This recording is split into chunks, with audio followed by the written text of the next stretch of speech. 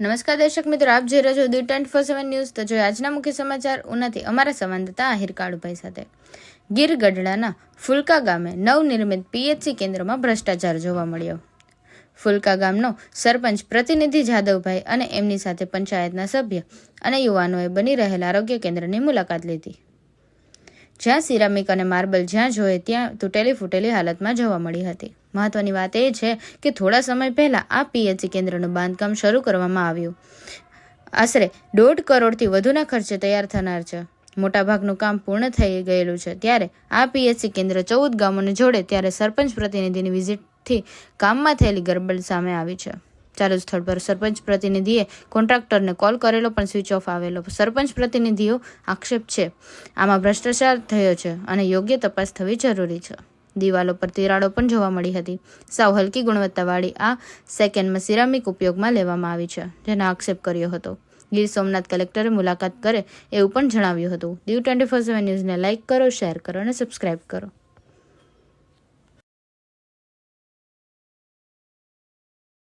લાગે છે હાથમાં લાગી ગઈ મને લાગી ગઈ છે આયા કૂટી ગયું આઈ ગયો આ નો આ તો માર્બલ પણ હાવ ફાટી ગયો છે, લાદી પણ ફાટી ગઈ, નીચેથી ઉપર લગી આખી ક્રેશ થઈ ગઈ છે ને એવું લાગત થઈ ગયું।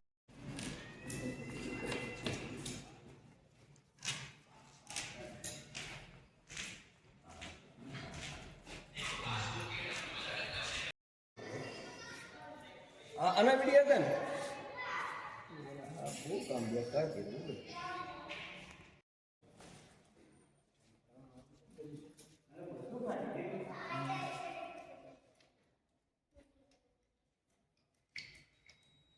આપવાનું કારણ હવે સમજણ પડી ગઈ।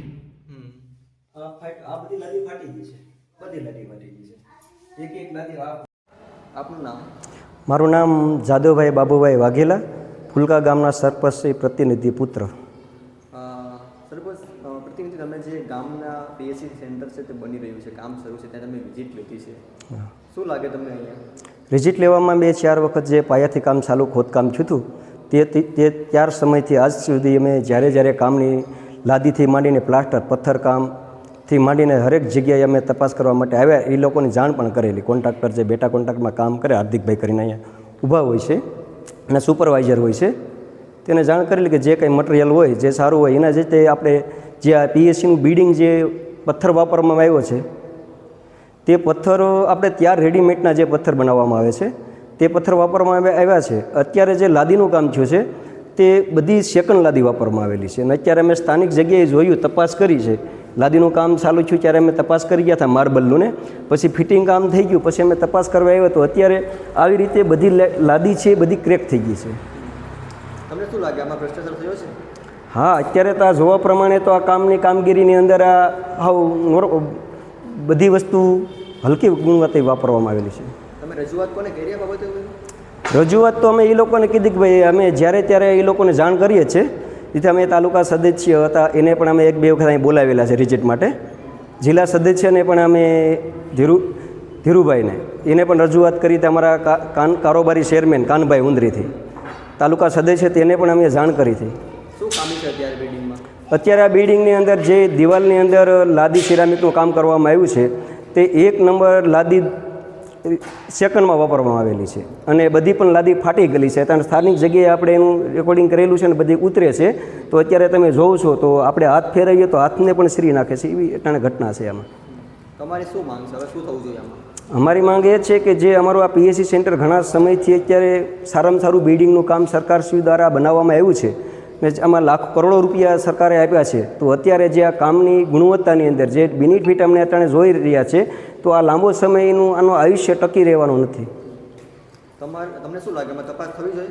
હા, આમાં ખરેખર તપાસ થવી જોઈએ અને આમાં જે કાંઈ ખામી હોય, એસ્ટિમેટ પ્રમાણે ગાઈડલાઈન વિરુદ્ધ કોઈ પણ વસ્તુ હોય તો એનું જે કાંઈ સરકારના નિયમ પ્રમાણે ને સરકારે એટલા મોટી રકમને પૈસા આપ્યા છે તો વસ્તુ થવી જોઈએ। તમારું નામ? મારું નામ જયવતસિંહ દીપસિંહ વાઘેલા। શું કહેશો તમે જે મુલાકાત લીધી આરોગ્ય કેન્દ્ર? અમે આમાં જોવા આવ્યા હતા તો એ મુલાકાતમાં કે ભાઈ પથ્થર નબળો છે, પછી લાદી પણ નબળી છે અને સેકન્ડ લાદી વાપરેલી છે। લાદી તૂટેલી છે? તૂટેલી છે, બધી લાદી તૂટેલી છે। કેટલી જગ્યા તૂટેલી છે? જાતજી બધાએ ઉપર ગયા તો ત્યાં પણ તૂટેલી છે અને નીચે પણ તૂટેલી છે બધે. શું લાગે આમાં ભ્રષ્ટાચાર થયો? હા, ભ્રષ્ટાચાર તો થયેલો જ છે. જે ઓલા છે એમાં પણ તૂટેલા છે. આ જે બારમાં ઓલા મૂકેલા છે ને, તમારી શું માંગ? અમારે તો આમાં આનું મુલાકાત તપાસ થવી જોઈએ? તપાસ થવી જોઈએ સારી રીતે.